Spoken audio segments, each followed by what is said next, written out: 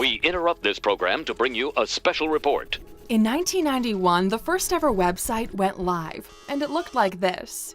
Not much going on here, just a page with some text on it. A couple of years later, a video went live on another website. Alright, so here we are in front of the elephants. Fast forward a couple of years, you have YouTubers with a wider reach than entire news outlet giants.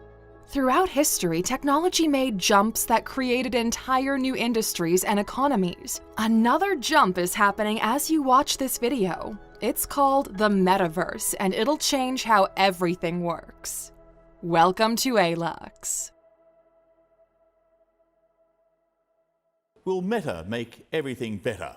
Ever since Mark Zuckerberg made the announcement, every news outlet started to paint out this dystopian future where all of us are doomed to be mindless robots in a cog. Ready Player One meets The Matrix, where the Zuck controls everything. It's the easy narrative to go with and the one that gets the most clicks. This video isn't about big companies trying to build the Matrix. It's about you, understanding what's happening and how you can profit from it. And the best way to understand this is to look at something of a smaller scale: the multiverse. Have you watched the new Ariana Grande concert? No, not that one. This one. They really did a full production concert inside the game. Imagine telling someone a couple of years ago that in 2021, Ariana Grande will tour in Fortnite. It did, however, manage to create a unique experience with a completely new level of interaction. Something similar happened with Travis Scott last year. What this type of experience does really well is connecting something from the real world with something from the virtual world. Something very interesting is happening right now across all industries at the same time. BMW announced their new car. In Rocket League, you have streaming companies like Netflix making video games. You have video game companies like Riot making Netflix shows. The result is a disruption of how we interact with both worlds and what's really possible. So, what exactly is the metaverse? Saying what the metaverse is now is like saying what the internet was in the 90s. You can now glimpse the future with nothing more than a modem, a phone line, and a few dollars a month.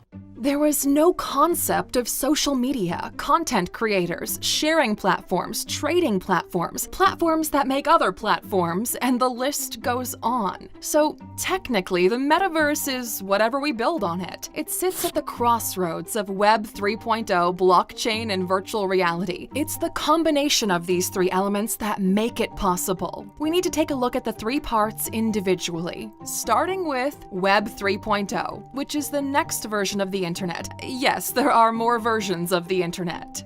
Web 1.0 looked like that website we showed you at the beginning. It's just a page with a bunch of text and some hyperlinks to more pages with more text. There is no interaction, no user-generated content, pretty much nothing but text on a screen. Web 2.0 is what we currently have now. It's largely community-based. Most of it is user-generated content, is highly interactive, and you can do a bunch of stuff on it. One really important thing to mention here: there's only one thing you can buy and own on the internet. A single thing. It's a domain name. Just like we own alux.com, nobody in the world can make another website with the same domain name. Everything else is owned by corporations. Take this video, for example. Sure, we made it, but if YouTube wants to, they could just poof, and it's gone. Which leads us to Web 3.0.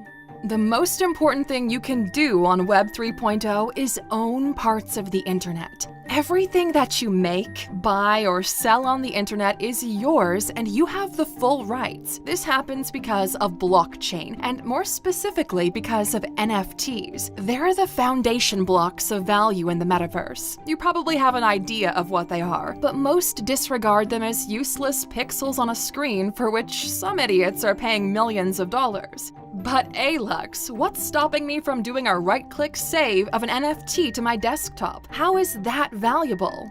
Great question. For you to better understand how NFTs work, let's talk about money, or the story of money, or how money came to be. What makes you think this piece of paper is worth $100? Who told you that? Why would someone trade goods for your piece of paper? Well, it's because over the years we agreed that a dollar is worth a dollar, and we trust that it always does. It's a social construct, it's not even real, but it makes it easy to exchange stuff, so we all agree to use it.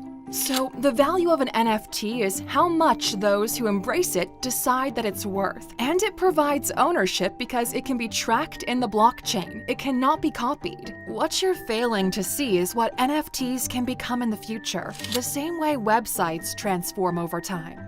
Compare the first page with, let's say, Google Maps. They're both website pages accessed from a specific link, yet the difference between them is astronomical. There's this great tweet that says something like, people say NFTs are a scam, but they post their original creations on Instagram in exchange for a digital heart. So you have this way of truly owning something and using it in the context of Web 3.0.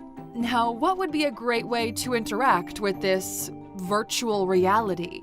Well, yeah, virtual reality. This seems to be the only thing people talk about, even though it's just part of the metaverse. Until holograms become a thing, this is the coolest thing we have right now. It's the natural technological progression. So when someone says Facebook is building the metaverse, it's fundamentally wrong because they don't own the internet, or the blockchain, or virtual reality. It's like saying Apple built telecommunications when they launched the iPhone. And it doesn't really matter what they, or Google, or any other company are doing. Once blockchain becomes mainstream, the internet is owned by individuals. And this is what most people can't wrap their heads around. So here's an example. Imagine you're an artist. You make one song and sell it for $1 as an NFT. In your smart contract, you add that every time your song gets sold, you make 80% with 20% going to the seller. Let's say we buy your song for $1 and we sell it to someone else for $1. In this case, you, the artist, make $1 from the initial sale and 80 cents from the second sale, while we also make 20 cents. And this can go on and on. Every time your song is sold, you get 80% of it automatically in your digital wallet. No Spotify involved, no Apple Music involved, no label involved. Not only do you make a whole lot more money, your community also makes money from your work. And this is how individual ownership is happening. Everything in the metaverse works with this formula. That's what the metaverse really is, the rise of individual ownership. So, how can you profit from it? You need to become a native to this new land. In order for you to see new opportunities, you need to understand how they're created, and you do that by getting educated. If you have no idea how this new thing works and you quickly dismiss it as a dystopian nightmare, you'll be left behind when reality, both natural and virtual, hits you. The good news is, we're in the super early days. People are just starting to get educated in this space. There's a lot of room for growth and a whole new pie to eat from. We hope you find this video valuable, and as a thank you for watching until the end, we have a bonus for you. Here are some pretty cool things happening in this space right now. You can buy digital land in video games. For the uneducated, this means wasting money on pixels. For the educated, it's the first step in owning parts of video games. Imagine being a digital real estate investor in the next 10 years. Nike just patented digital goods, and they'll sell virtual Air Jordans at some point in the future. Imagine being a digital reseller. Now, if you want to learn some more about this space, there's a really good podcast with Tim Ferriss, Naval Ravikant, and Chris Dixon. We highly suggest you give it a listen. You can find it for free on pretty much every audio streaming platform. See you on the inside, Alexer.